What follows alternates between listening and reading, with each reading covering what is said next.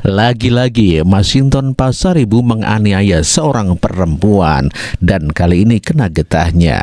Wakil Ketua DPRD di Tapanuli Tengah yang bernama Camelia Neneng adalah merupakan wakil ketua DPRD dari fraksi PDIP. Perbuatan Masinton itu disebutkan membuat sejumlah kancing baju Camelia lepas. Anggota DPRD Tapanuli Tengah itu mengatakan peristiwa terjadi salah satu tempat makan durian di Jalan Iskandar Muda, Kota Medan. Dan inilah beritanya. Wakil Ketua DPRD Tapanuli Tengah, Camelia Neneng Susanti melaporkan Masinton Pasaribu, ex-anggota DPR RI yang merupakan calon Bupati Tapteng ke Polrestabes Medan. Dalam uraian singkat laporan polisi itu disebut perkaranya adalah masalah menarik baju yang dilakukan Masinton hingga kancing baju Camelia terlepas. Duduklah Ibu Camelia, duduk dia, didatangin Pak Masinton ini sambil bertanya, kenapa juga kau tidak tegak lurus? Buka bajumu itu, katanya, kalau kau tidak mau tegak lurus. Sambil dia mencekram bajunya dan putus kancing bajunya itu. Seperti itulah kronologisnya semalam. Itulah kronologisnya. Masinton Pasaribu merobek baju Camelia Neneng Susanti adalah anggota DPRD dari fraksi PDIP di Tapanuli Tengah. Dan akibat itu Masinton dilaporkan pihak kepolisian. Selain menghajar wakil ketua DPRD Tapanuli Tengah, dulu juga pernah Masinton menghajar stafnya yang cantik itu ya, di Bogementah sampai kelihatan matanya itu keluar darah ya. Kita dengarkan pernyataan. DPR RI Masinton Pasaribu diketahui pernah melakukan pemukulan terhadap staf ahli DPR Dita Aditya pada Kamis 21 Januari 2016. Saat itu korban Dita Aditya melaporkan pemukulan Masinton Pasaribu kepada kepolisian. Masinton sempat membantah, namun kebenaran peristiwa pemukulan itu terbukti melalui hasil visum korban dari RSUD Budi Asih pada keesokan harinya.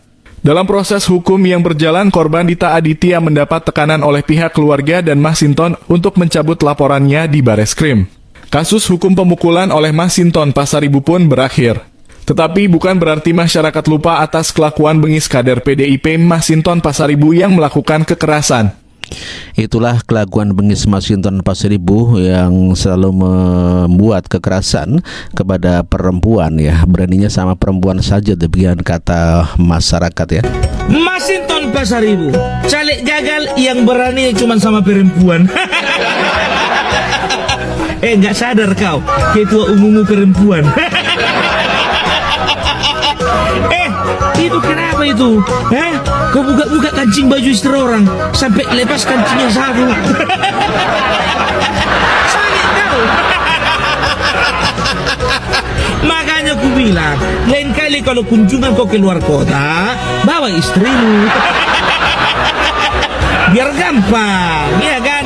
Jadi Tapanuli Tengah, kayak gini lah model pemimpin yang mau kalian pilih. Yang kalian katakan mau menyelesaikan masalah, belum jadi aja udah bikin masalah. Apalagi kalau udah jadi. Ya, belum jadi saja sudah bikin masalah ya. Masinton Pasaribu merobek baju seorang perempuan dikatakan dikarenakan tidak tegak lurus kepada PDIP gitu ya. Mungkin wakil ketua DPRD Tapanuli Selatan itu tidak mendukung Masinton Pasaribu sehingga Masinton Pasaribu marah sehingga merobek baju Camelia Neneng Susanti itu.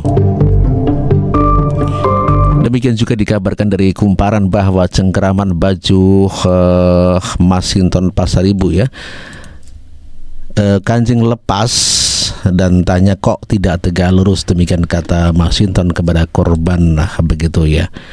Dan luar biasanya Masinton ini dituding melakukan itu ke wakil ketua DPRD Tapanuli Tengah yang bernama Camelia tadi ya. Camelia dinilai tidak mendukung Masinton padahal sama-sama kader dari PDIP. Namun demikian Camelia tidak mendukung Masinton sehingga Masinton murka ya.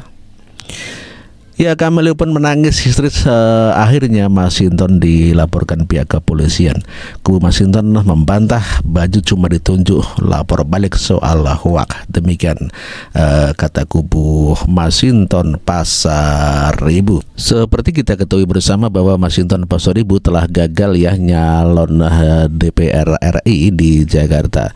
Namun demikian tidak patah arang, Masinton Pasaribu akan mencalonkan diri sebagai calon Bupati Tapanuli Tengah. Dan di dalam videonya Masinton Pasaribu adalah sosok calon Bupati Tapanuli Tengah yang sederhana begitu ya. Kelihatannya begitu ya. Kalau di rumah sederhana, kalau di DPR dia mah iya luar biasa galak dalam menghina Mas Gibran ya. Mas Gibran selalu dihina oleh Masinton Pasaribu dengan Samsul, ayo Samsul begitu ya.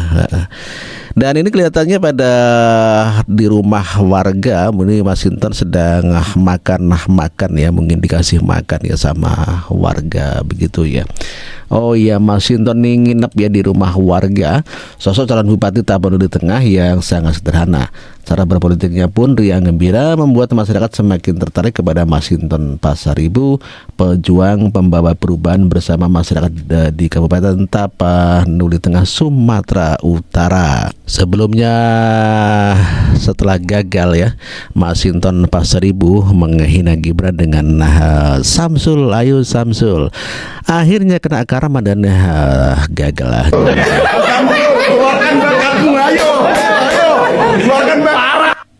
Ada caleg DPR RI gagal mau mencoba keberuntungan menjadi bupati di Tapanuli Tengah. Masinton Pasaribu caleg DPR RI loh, gagal menjadi anggota DPR RI. Kenapa guys? Karena menghina keluarga Pak Jokowi, karena terang-terangan di podcast dan sebagainya di televisi menghina Pak Jokowi.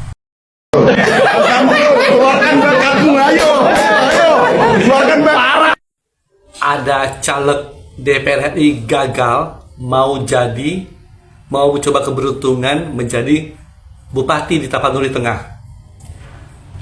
Masinton Pasaribu caleg DPR RI loh, gagal menjadi anggota DPR RI. Kenapa guys?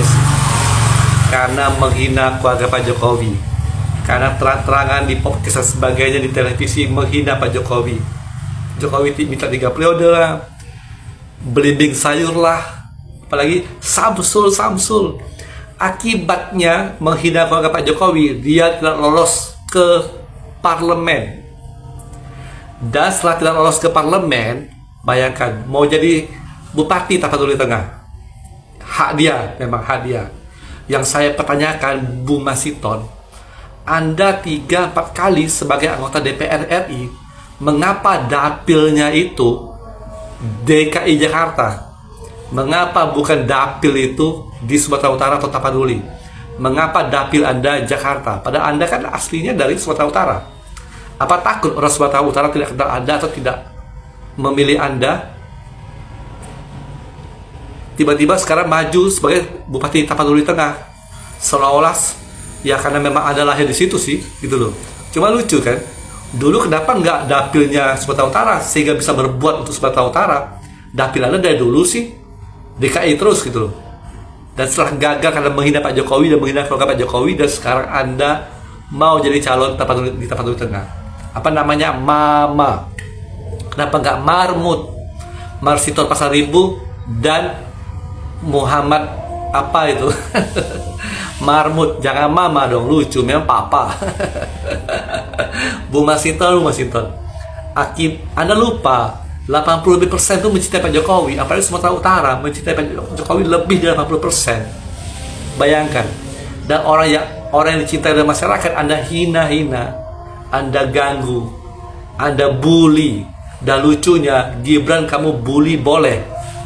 Ketika ada anak-anak dibully, mungkin kamu bereaksi.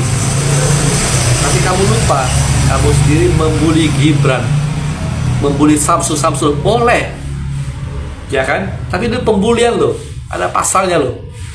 Bayangkan akibatnya PDI cuma 16% dari sebelumnya 19% lebih.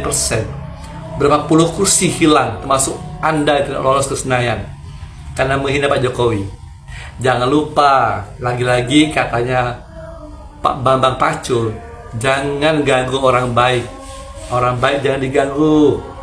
Ini akibatnya. Dan saya rasa di Tapanuli Tengah palingan Anda cuma 23-24% saja. Menurut saya, Bung Masinton ya. Ya semoga lah, semoga menjadi lebih baik lagi. Tidak perlu menghina-hina Pak Jokowi, apalagi di Sumatera Utara ya, Mas Masinton ya. Semoga orang seperti Anda ini tidak diberi kesempatan untuk memimpin suatu daerah. Kenapa? Bagaimana dengan masyarakatnya yang dipimpin kalau kepalanya begitu? Salam sejahtera. Rekaman CCTV telah diamankan terkait peristiwa memilukan ketika Masinton Pasaribu merobek baju Wakil Ketua DPRD Tapanuli Tengah Kamelia Susanti hingga kancing-kancing terlepas, kemudian bagian dada terjamah. Setelah kejadian itu, Kamelia Susanti mengalami luka cakar dan histeris, kemudian menjalani perawatan di Rumah Sakit Pirngadi. Masinton Pasaribu, kader PDIP sekaligus calon Bupati Tapanuli Tengah, telah menggoreskan luka dalam terhadap nilai-nilai dan moral kelompok perempuan yang dihormati di tengah masyarakat. Atas peristiwa ini, kalangan masyarakat sangat kecewa dan berharap Masinton Pasaribu menjalani proses hukum. Aliansi Masyarakat Sumatera Utara bergerak menggelar unjuk rasa di Polda Sumatera Utara. Mereka mendorong pihak kepolisian agar menangkap calon Bupati Tapanuli Tengah Masinton Pasaribu terkait kasus kekerasan maupun... Ada sedikit himbauan kepada masyarakat Kabupaten Tapanuli Tengah ini, Bu? Ya, jadi kepada masyarakat Tapanuli Tengah, kami dari PDI Perjuangan dan Partai Buruh masih tetap berjuang terhadap penolakan KPU dalam pencalonan Pak Masinton dan Pak Mahfud. Kami telah melakukan beberapa upaya hukum. Yang pertama, melaporkan ke Bawaslu Kabupaten Tapanuli Tengah. Yang kedua, melaporkan secara pidana KPU Tapanuli Tengah ke Polres Tapanuli Tengah dengan soal penyalahgunaan kewenangan. Hari ini kami juga memberikan surat ke KPU Tapanuli Tengah meminta penjelasan secara resmi tentang status pencalonan Pak Masinton supaya masyarakat tahu apa sebenarnya status mereka itu, dan itu harus dibuat dalam sebuah berita acara ya, karena itu perintah undang-undang, bukan perintah PDI Perjuangan. Itu diatur dalam PKPU 8, diatur dalam undang-undang tentang pilkada, semua ada aturannya, dan pidananya juga ada kalau itu tidak diindahkan. Jadi mari kita sama-sama menyampaikan itu, dan hari ini juga kami melayangkan surat ke Bawaslu Kabupaten Tapanuli Tengah mempertanyakan sudah sejauh mana laporan yang sudah kami sampaikan, termasuk menyurati KPU RI melaporkan tahapan yang kita lakukan di sini, dan meminta KPU RI untuk mensupervisi ya, karena kita ada dugaan ketidakindependenan, ketidaknetralan, dan ketidakprofesionalan. Ini kan tahapan pilkada masih panjang. Jangan sampai karena ketidakprofesionalan dan ketidaknetralan proses-proses pilkada ini terciderai dan kemudian masyarakat dirugikan. Seperti tadi protes kami terhadap KPU. Ada tahapan pilkada itu resmi, partai politik wajib tahu, tapi kami tidak diberitahu sebagai partai politik. Nah, kalau ini terus kita biarkan, mau bagaimana ini penyelenggaraan pemilu ini gitu. Jangan selalu kita pertontonkan kebodohan-kebodohan baru yang kemudian menimbulkan kerugian terhadap kita semua. Itu harapan kami. Ya. Dan juga satu lagi, apa yang kami lakukan ini adalah hak konstitusi PDI Perjuangan, diatur dalam berbagai aturan gitu. Jadi tolong kita saling menghargai ya. Kami tidak melakukan tindakan anarkis atau apa, tapi kami melakukan hak kami yang diatur sesuai peraturan perundang-undangan. Jadi tolong itu dihargai. Apakah persoalan ini sudah sampai ke DPP? Kami sudah membuat laporan ke DPP setiap harinya progresnya, dan DPP menyatakan kepada kami lakukan upaya hukum terhadap penolakan pendaftaran itu ya, termasuk Pak Sekjen sendiri yang menelpon kita untuk melakukan berbagai upaya-upaya. Ini tuh. Oke, baik.